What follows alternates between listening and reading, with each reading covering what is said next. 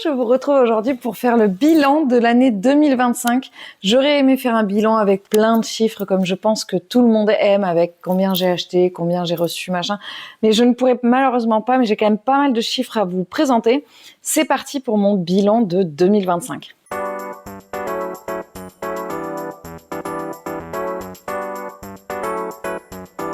J'ai fait des résolutions pour 2026 et je ne les ai pas mises dans ce cahier, donc j'irai les chercher tout à l'heure. Je vais d'abord commencer par vous faire donc le bilan. J'ai pris mon carnet de lecture, un bilan d'un max d'informations que je peux vous donner par rapport à mes lectures. Alors, je me suis pas mise tout à fait droite, ça va me déranger, voilà. Comme je ne sais pas combien de temps va durer la vidéo, il vaut mieux que je m'installe convenablement. D'abord, je vous dis tout de suite, je ne vous présenterai pas dans cette vidéo mes coups de cœur de 2025, non, je vous présenterai pas ceux de 2026 non plus, puisque je les ai pas lus. Même si j'en ai déjà eu, ça y est, je vous présenterai pas mes coups de cœur parce que c'est une vidéo où je voudrais prendre le temps de vous reparler de ces lectures, pourquoi c'est un coup de cœur, de quoi elles parlent, comment j'en ai été amenée à les lire. Et il y en a 20, et donc voilà, je n'ai pas envie de faire 50 vidéos d'une heure, donc si je préfère faire 50 vidéos d'une heure qu'une vidéo qui fait 50 heures. Bref, on peut manger, non c'est pas ça, vous pouvez tromper une personne 1000 fois, mais vous ne pouvez pas tromper 1000 personnes une fois. Voilà, bon, vous aurez compris la ref. Donc dans mon bilan 2025, j'ai lu 153 livres. Alors, il y a eu une année où j'avais pas envie de le dire parce que je trouvais que ça faisait un peu compète. Donc, la question n'est pas de savoir si ça fait beaucoup ou ça fait pas beaucoup. Il y a des gens qui lisent un livre par jour, clairement. Il y a des gens qui ont fait le choix, ou qui ont eu la possibilité de devenir influenceurs littéraires. Moi, c'est pas du tout mon projet, ni de le devenir, ni de quitter mon métier actuel que j'aime énormément. Donc la question ne se pose pas, et je trouve que 153 est un chiffre qui est quand même assez énorme, sans vouloir rentrer dans des justifications, je travaille à côté, patin, couffin, c'est pas la question. C'est quand même énorme par rapport à quand je me suis mise à Bookstagram et à Booktube, il y a 5-6 ans maintenant, oui, il y a 6 ans maintenant je crois, je lisais en moyenne 12 livres par an. Et je regardais beaucoup plus la télé, je regardais beaucoup plus les écrans. Aujourd'hui, je regarde très peu de films. Je regarde en moyenne un film tous les 15 jours et de temps en temps une série. Bon, après, il y a des séries que je ne loupe pas, hein, n'est-ce pas ? Mais si demain, par exemple, il y avait une dernière saison de Game of Thrones qui n'était pas celle que nous avons eue, clairement, j'arrêterai tout et je la regarderai. Mais voilà, j'accorde beaucoup de temps à la lecture, mais pas tant que ça, en fait. En moyenne, je lis, on va dire, 2-3 heures par jour, je pense. Oui, ça fait quand même pas mal. Bref, donc j'ai lu 153 livres. J'avais prévu d'en lire 110. J'ai lu 50 334 pages. Et j'ai lu 10 pays différents. Ce qui est pas énorme, ça veut dire qu'il y a des pays où il y a des endroits où je vais pas du tout au niveau de mes lectures. Je me suis servi de mon compte Babelio. Parce que sur Babelio, bon, voilà, j'ai un épi, tant pis. Sur mon compte Babelio, il répertorie plein de choses et je m'en suis servi pour faire le bilan. Notamment, les 5 pays que je lis le plus, il y a la France. J'ai lu 63 livres français, d'auteurs et d'autrices français. Des États-Unis, j'en ai eu 37, c'est le deuxième pays. L'Angleterre vient ensuite derrière avec 17 livres. Le Japon avec 10 et le Québec avec 9. Alors, le Japon, c'est des mangas. Donc, je suis très étonnée de n'avoir lu que 10 mangas dans l'année. Je pense qu'il a dû m'en oublier, ou alors ils sont pas tous japonais, parce qu'après je viens de voir mon chiffre, voilà. Mon chiffre, dans ces 153, il y en a 21 qui sont des graphiques, donc ça veut dire qu'il y en a 132 qui ne sont pas des graphiques, qui sont des romans. Ça veut tout dire et rien dire. Par exemple, il y a des livres que je vais lire en une journée, même en une après-midi, et il y a des livres qui sont bien plus conséquents. Moi, je suis une très grande fan du genre SFFF, science-fiction, fantasy, fantastique.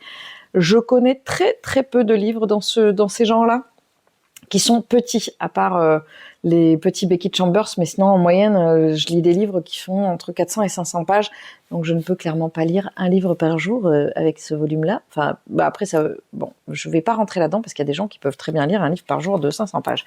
C'est pas la question.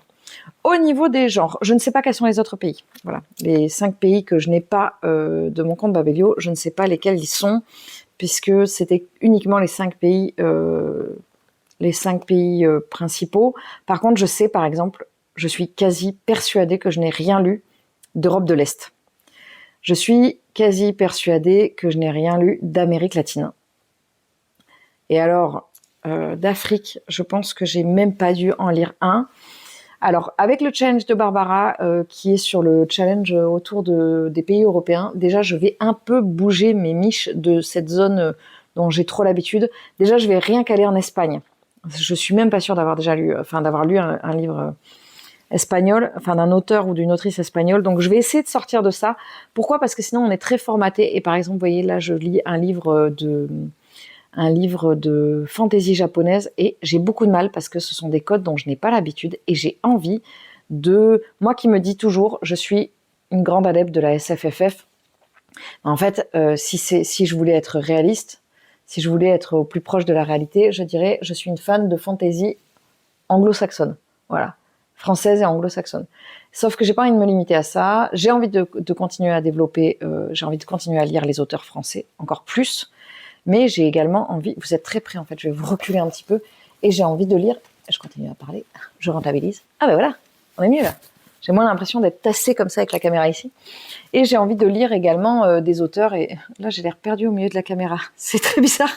Bon, je vais vous remettre comme vous étiez. C'est un échec. Je vais réussir à trouver, c'est la première fois que je filme, j'ai filmé avec un bout de vlog à cet endroit-là, mais j'ai pas encore l'habitude. Donc, au niveau des genres, ce que j'ai lu sur cette année, il y a 67 livres de fantasy. C'est ce que je vous disais, c'est vraiment... Clairement, ça veut dire qu'il y a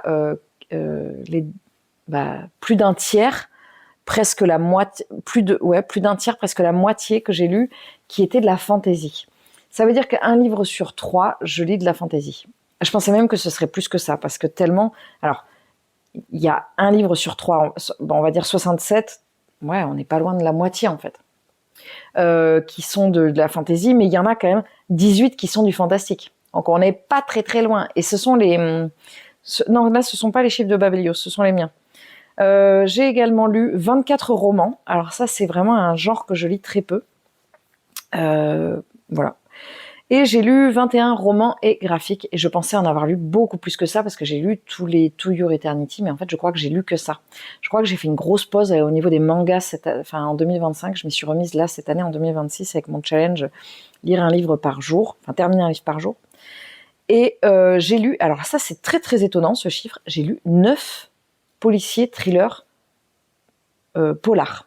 Et je pensais en avoir lu beaucoup plus. Et effectivement, j'en ai pas lu en fait. C'est vraiment un genre que je lis très très peu. Je me rappelle de ceux que j'ai lus, mais j'en ai vraiment... Je pensais en avoir lu plus que ça. C'est vraiment pas beaucoup. J'ai lu 5 essais, documentaires, essais ou des booknook. Booknood, je sais plus comment on dit. Des magazines avec vraiment beaucoup de textes. Voilà. Et j'ai lu 7 Cozy Mystery. Ça c'est pareil, je pensais en avoir lu un peu plus. Voilà. Là-dedans, dans tout ce que je viens de vous dire, il y a 37 suites et fins de saga. Je ne sais pas combien j'ai fait. J'ai terminé de saga en 2026. 5 ? Oh, mais je vais y arriver.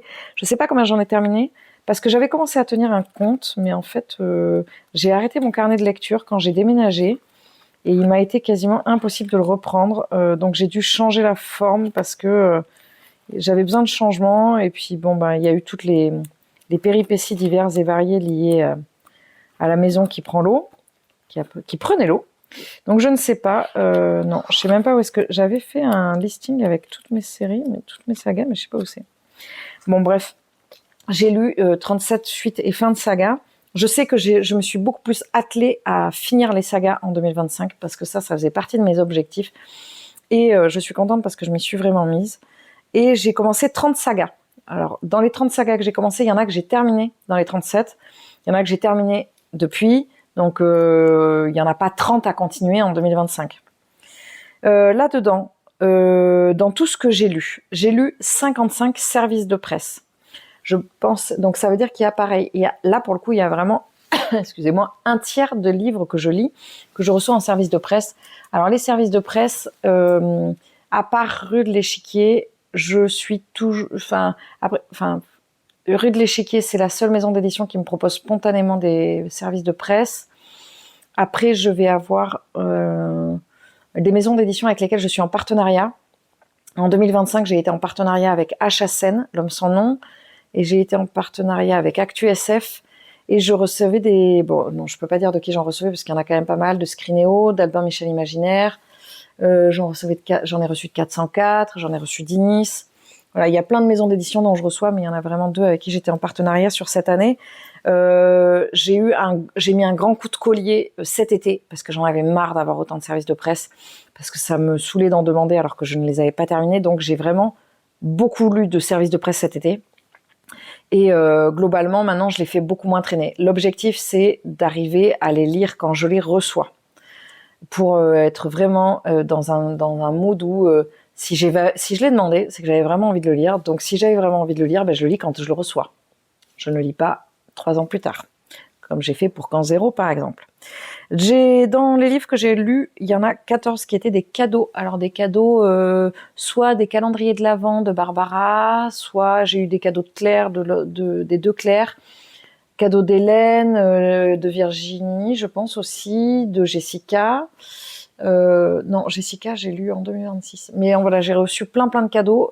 J'ai aussi des cadeaux un de mes anniversaires que j'avais fêté il y a quelques années pour mes 36 ou 37 ans, je pense, où j'avais eu plein de livres. Je ne les ai pas tous terminés. Et il y en a 24 qui étaient des livres de bibliothèque. Alors là, est-ce que j'ai compté les graphiques ou pas? Je ne pense pas. Je sais pas ce que j'ai fait. Mais en tout cas, j'ai lu, voilà, je lis quand même des livres de bibliothèque. Pas mal. Enfin, 24, c'est pas beaucoup, mais en fait, j'en ai lu depuis j'en ai lu plus. Non, je sais pas. Mais en tout cas, je lis des livres de bibliothèque. En début 2025, ma pile à lire comprenait 468 titres. J'ai arrêté d'avoir envie de baisser ma pile à lire.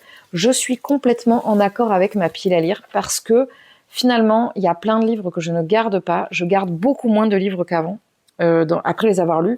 Il y en a plein que je donne, que je mets en boîte à livres, que je revends. Voilà, il y a tout un turnover autour des livres. Parce que avant, je gardais tous mes livres, je gardais beaucoup de livres, mais avant, je lisais 12 livres par an. Aujourd'hui, avec une moyenne de 150 livres par an, je ne peux pas garder tous mes livres. Ça n'est pas possible. Chacun est complètement libre de faire comme il veut. Moi, je ne peux pas. Ma maison ne peut pas contenir autant de livres. C'est pas possible. J'impose déjà des bibliothèques assez massive à mon foyer. Alors c'est un bonheur, hein, évidemment. Alors vous qui adorez les livres, qui êtes sur cette chaîne, vous allez dire ah mais non, tu peux pas dire que tu imposes, c'est trop bien d'avoir des bibliothèques. Oui, mais tout le monde n'a peut-être pas avoir envie d'avoir des livres partout chez soi. C'est très très très bien accepté chez moi, il y a aucun problème. Mais ce que je veux dire, c'est que il y a eu un moment, je me suis posé la question, je me suis dit est-ce que je vais relire ce livre? Est-ce qu'il y a un intérêt à le garder? Est-ce que vraiment je le garde parce que je l'ai lu ou est-ce que je le garde parce que j'ai envie de le garder? Et quand quand je me disais, en fait, je le relirai jamais et puis j'ai pris plaisir à le lire, mais voilà, eh bien, je me suis dit, ce livre-là, il va partir ailleurs parce que moi, j'achète beaucoup de livres d'occasion et en fait, je trouve ça logique que les personnes puissent aussi bénéficier de livres que je revends ou que je donne. Je me sers dans les boîtes à livres, tout ça. Donc c'est un cercle vertueux et j'ai envie de continuer à aller dans ce sens. Donc je continuerai, je fais même encore plus de tri. Il y a même un livre, il y a pas longtemps, j'ai eu un peu les je boulasse parce que je l'ai revendu parce que je me disais que je ne le relirais pas et pourtant je l'avais bien aimé. Et quand Gilbert Joseph a eu le carton, ils m'ont dit qu'il n'y était pas dedans. Je pense qu'il y était dedans parce que je l'ai vu, je l'ai mis. Bref, je bataillerai pas, mais voilà, j'ai eu un peu les boules. Mais en tout cas, voilà, donc ça veut dire que maintenant les livres font leur vie. Donc ma pile à lire ne me pose absolument aucun problème, tout ça pour ça. Et donc elle faisait 468 titres au début de l'année 2025. Et au début de l'année 2026, elle comprend 466 titres. Elle comprenait 466 titres. Alors depuis, c'est marrant parce que depuis, j'ai lu des livres. Donc j'ai décompté j'ai rajouté tous les livres que j'ai lus en janvier pour compter ma pile initiale. Et j'ai enlevé ceux que j'ai reçus depuis début janvier. Parce que par exemple, Jessica m'en a offert 7, je crois. Donc je les ai enlevés parce que c'était en janvier. Et en fait, j'étais à 466 sur mon compte Babelio et quand j'ai fait ce décompte là, j'étais encore à 466. Voilà, c'est très drôle, ça fait rire que moi, c'est pas grave. Donc j'ai 466 livres dans ma pile à lire. Il y a des titres qui sont là depuis 10 ans. Je sais qu'il y a un titre que j'ai en tête que j'avais acheté dans un vide-bibliothèque à la grande bibliothèque de Bordeaux quand j'y habitais il y a depuis Ça veut rien dire, ça fait au moins 15 ans. Et je n'arrive pas à enlever ce titre de ma pile à lire. C'est drôle, hein. J'ai essayé. Et en fait, je me suis dit, je suis sûre que si j'enlève, je vais le regretter. Je pense que ce titre, je dois le lire. Donc, je trouverai le moment. C'est pas un souci, je trouverai le moment.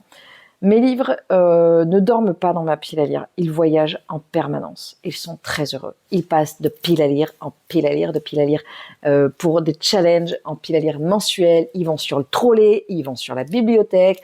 Ils passent par par plein d'étapes dans la maison et j'adore ça en fait. Je pense qu'aujourd'hui je ne pourrais plus avoir de pile à lire de 3-4 livres. C'est marrant parce que ça a été le cas pendant des années. Aujourd'hui, j'aurais pas du tout envie. J'adore ça. J'adore acheter des livres.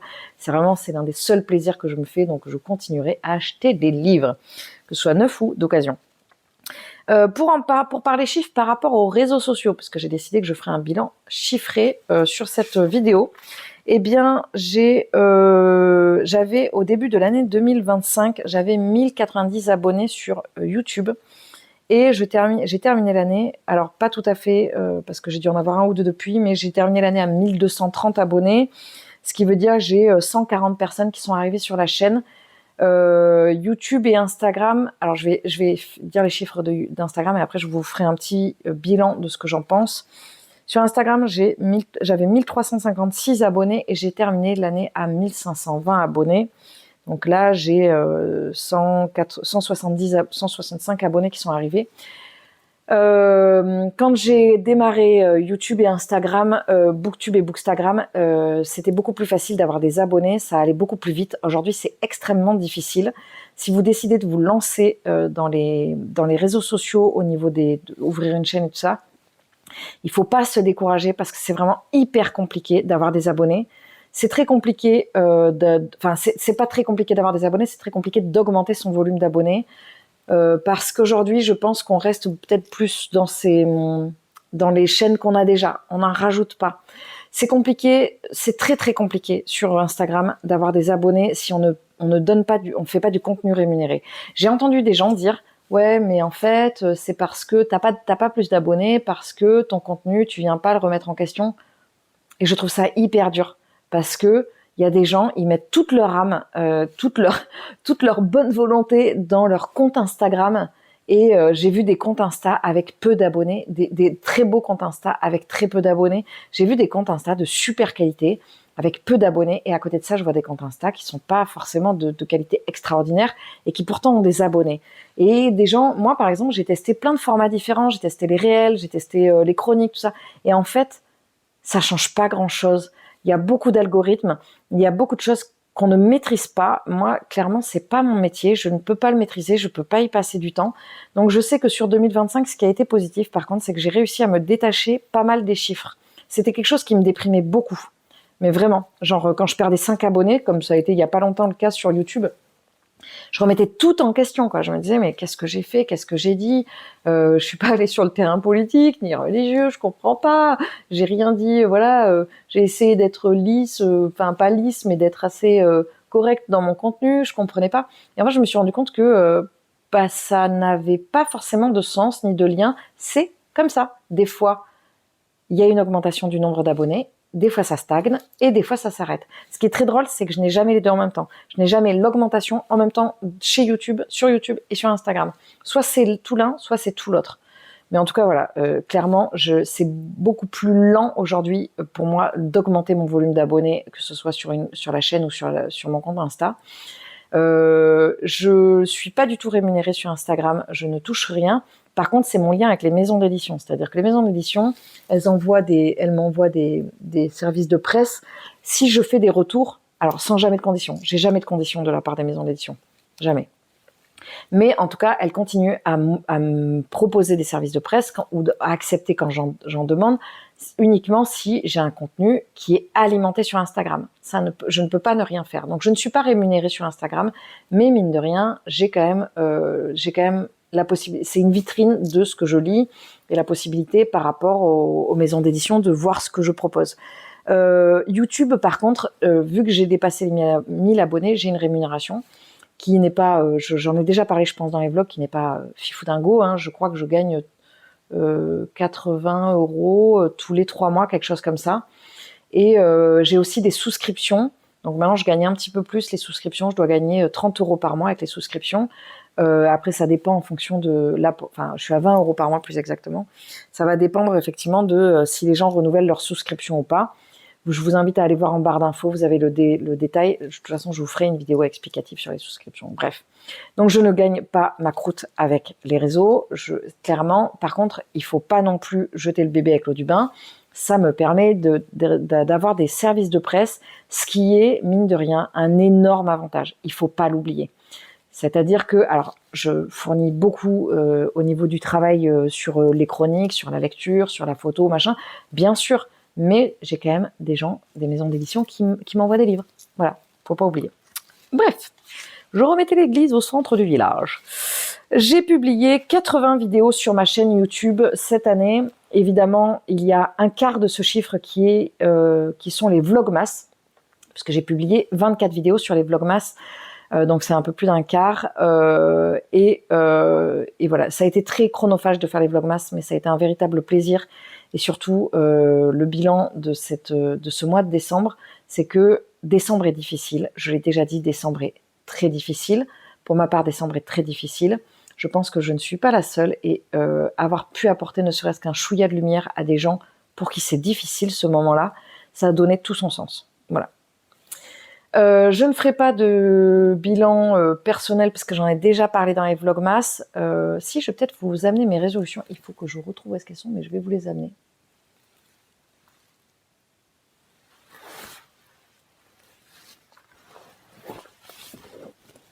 Ma première résolution, je l'avais oubliée, mais en plus je la mets en pratique, elle n'est pas des moindres, c'est je voudrais me remettre à pratiquer l'anglais pour pouvoir lire en anglais. Ça fait très longtemps que je veux lire en anglais, je suis très très mauvaise en anglais, j'arrive à comprendre mais j'arrive moyennement à parler et puis surtout j'arrive pas à passer le pas. Donc je me suis fixé comme objectif, je me remets à l'anglais en 2026. Et j'essaye de lire en 2027 un livre en anglais. Alors, Hélène m'a conseillé de lire la romance. Elle m'a dit que c'était beaucoup plus de la romance, enfin voilà, un livre assez simple. Évidemment, j'étais pas partie pour lire de la fantasy. Je pense que c'est beaucoup trop complexe. Mais l'objectif, c'est d'arriver quand même à lire. J'aimerais bien lire de la fantasy en anglais, mais il faut quand même monter en level. Je voudrais également lancer mes défis mes défis pour mes 40 ans. J'avais fait plein de défis. D'ailleurs, je vais prendre la caméra après pour parler je vais parler dans le vlog de mes défis et je vais parler de mon premier défi. Ce sera dans les vlogs parce que sinon ce sera trop compliqué. Je voudrais finir 5 box au crochet. Alors ça, c'est un petit peu plus complexe que ça n'aurait dû l'être. Parce que j'ai plein de box au crochet que j'avais pris à Anna Bishop quand j'avais un abonnement mensuel et ça me saoule d'avoir toutes ces box et que j'ai envie de les faire et je me dis mais voilà, fais tes box. Et l'autre jour, je me suis dit allez, c'est parti, et quand je me suis mise sur mon compte pour récupérer les patrons, il n'y en avait plus aucun. Elle avait précisé, les patrons disparaissent d'une année sur l'autre, donc elle a eu la gentillesse de me reproposer de me les renvoyer, donc il faut que je retrouve toutes mes box pour faire le point sur tous les patrons qui me manquent. Donc ça, c'est un challenge qui va être un peu complexe à mettre en place. Je voudrais me faire un châle au tricot. Ça fait très longtemps, voilà, on est dans les résolutions, on n'est pas forcément que sur le livresque, mais ça fait très longtemps que je voudrais me faire un châle. Je voudrais finir 5 sagas.